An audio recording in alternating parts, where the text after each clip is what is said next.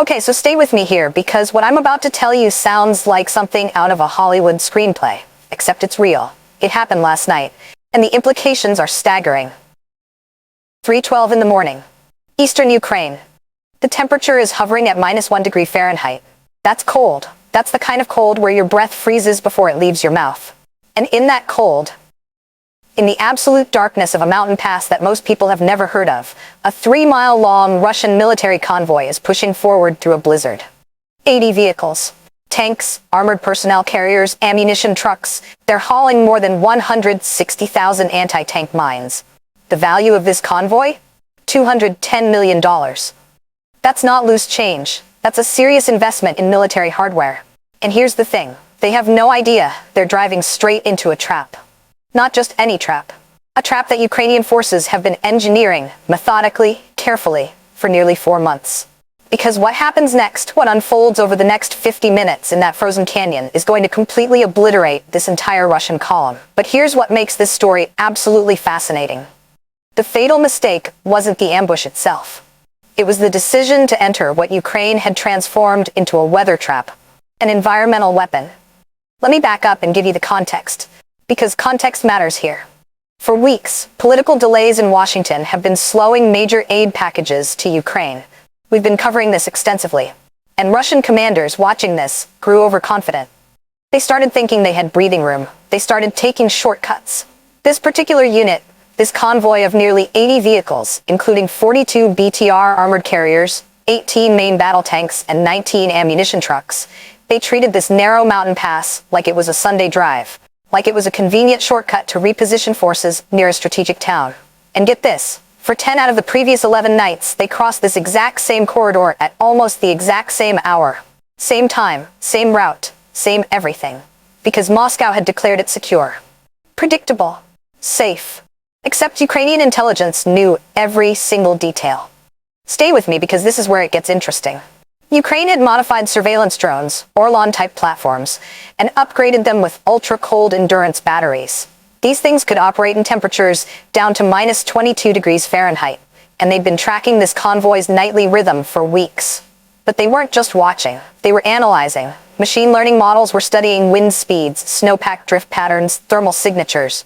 They were building a real-time environmental map of this corridor. They were turning nature itself into intelligence. The stakes here were enormous.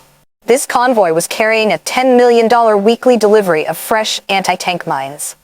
That's enough explosive ordnance to shift the tactical balance in a region where Russia has already taken over 18,000 casualties since May. 18,000. So the question Ukraine was asking itself was this: could they convert terrain, timing, and weather into an actual weapon? Could they use the environment to destroy an enemy they couldn't match, vehicle for vehicle? At 3:12 a.m., the answer started unfolding. The lead Russian tank passes an invisible trigger point, just a spot in the road, nothing visible, nothing dramatic. But that moment activates the first phase of what Ukraine has planned. 20 Ukrainian drones rise silently from carved-out ice pockets that have been hidden in the canyon walls. These drones aren't carrying weapons. They're not there to strike. They're the opening act. Each drone is carrying a compact heating module set to 125 degrees Fahrenheit. In the middle of this freezing blizzard, they start releasing warm air into the night. And the blizzard, being a blizzard, pulls this artificial heat upward. It spreads into swirling thermal plumes. And on Russian radar screens 14 miles away, it creates something extraordinary. A phantom convoy. A ghost army. An entire heat column that appears out of nowhere, moving north through the storm.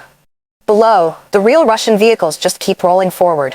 They have no idea there's an illusion forming above them in the sky. The first move works flawlessly. The trap has just snapped shut. Now, think about what this means. Nearly 14 miles away, a Russian radar station is suddenly registering a massive thermal anomaly.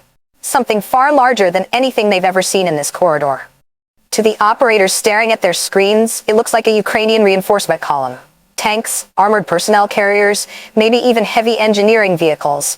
An entire armored push forming in the storm.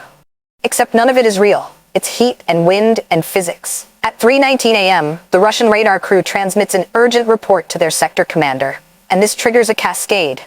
Russian artillery units get immediate orders to reposition. Entire batteries move several hundred yards to face a threat that literally does not exist. Meanwhile, the actual Russian convoy continues inching forward through the real blizzard. Visibility has dropped to barely 25 feet. Wind gusts are hitting 38 miles per hour. Ice sheets are literally falling off the canyon walls. This is exactly what Ukraine needed. As the Russians advance through the narrowest part of the pass, pressure sensors hidden beneath packed snow layers register the weight of the first vehicles. These sensors, each about the size of a wristwatch, were installed during a nighttime infiltration operation 5 weeks earlier. They don't need GPS, they don't emit signals, they don't need maintenance. The cold preserves them perfectly. And they're feeding data to a small Ukrainian command team positioned about 1.5 miles west of the corridor. At 3:22 a.m., the Ukrainian team leader issues a single quiet order. Phase 2.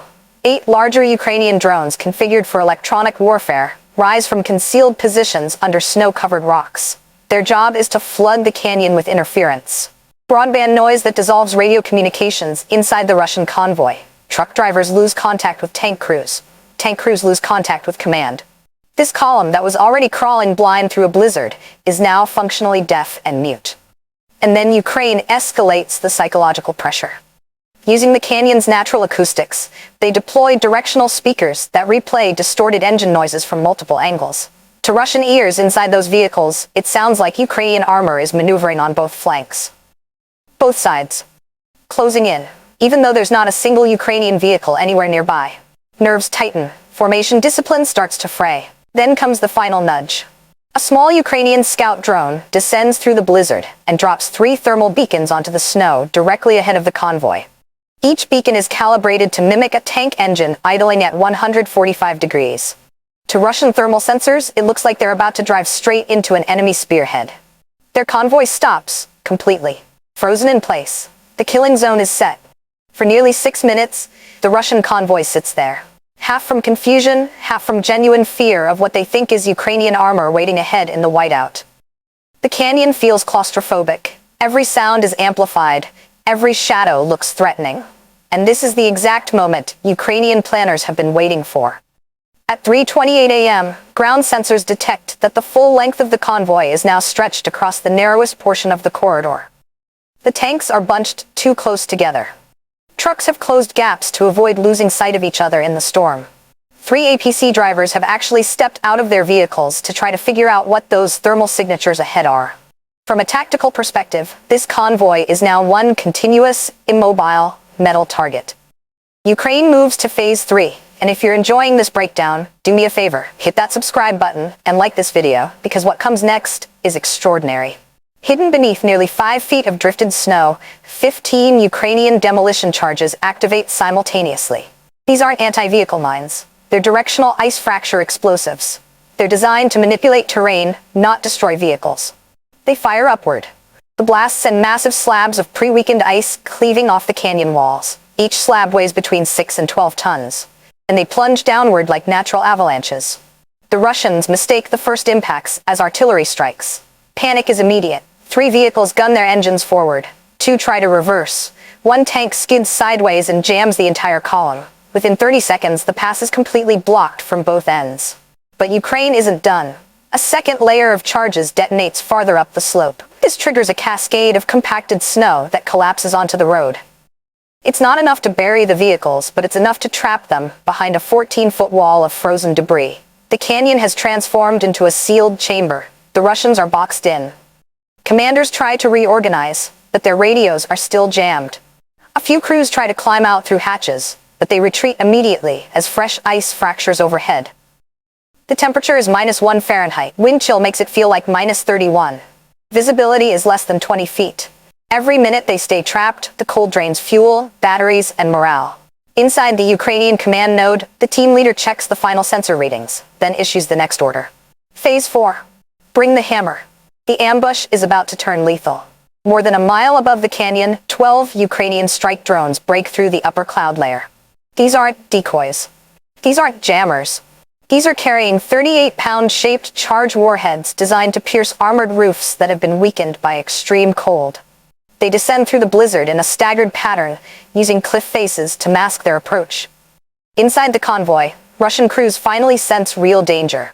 One gunner spots movement and fires short, inaccurate bursts into the white void. Another tank commander orders his driver to rotate the hull, but the vehicle's treads are wedged between slabs of fallen ice. Engines fail to ignite in the freezing air. The first Ukrainian drone strikes at 3:36 a.m. It targets an immobilized tank near the center. The shaped charge detonates above the turret, punching through armor and igniting ammunition inside. The explosion echoes through the canyon like a cannon blast, amplified tenfold. Shrapnel tears into two ammunition trucks immediately behind it. Secondary detonations follow. The second wave hits within 40 seconds. 3 drones strike the lead vehicles, creating a firewall. 2 more hit the rear. No escape route remains. The canyon transforms into a burning furnace under a blizzard sky.